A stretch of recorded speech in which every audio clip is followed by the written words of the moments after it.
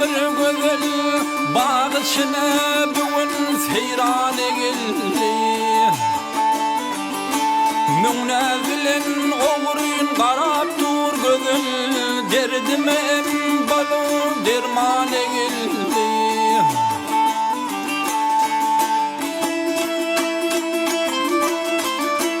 Bolfum yar bağının sayrı bilbili, dinlen hayran bolur sayrı sadili. Nusku alsın hemme bağında gülü, bağ içine yarım seyran egildi.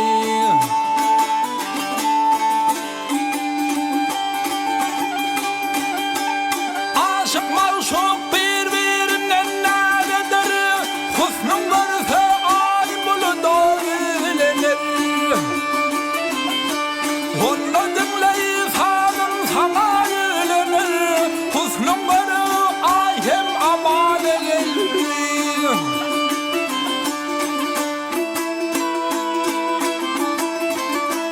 Aklım alan koşu halime vurvan, yâlerimden kalır kalmasın arman. Mehri mehri koşu sürünü duran, aşıklara acı zaman egildi. Mehri mehri koşu sürünü duran, aşıklara acı zaman egildi.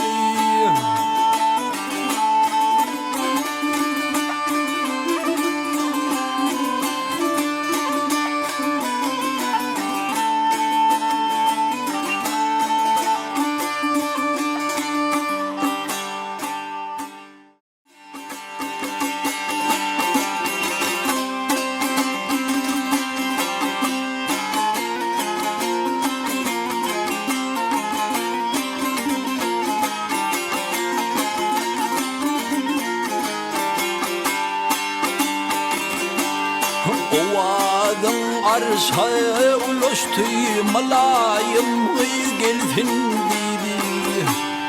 Hililaşıp soruştu, malayım gelsin dedi. Senin yoluna bakanlar, dağ hicranın çekenir. Gülüm kanlı yaş dökünür, malayım gelsin dedi, gelsin dedi.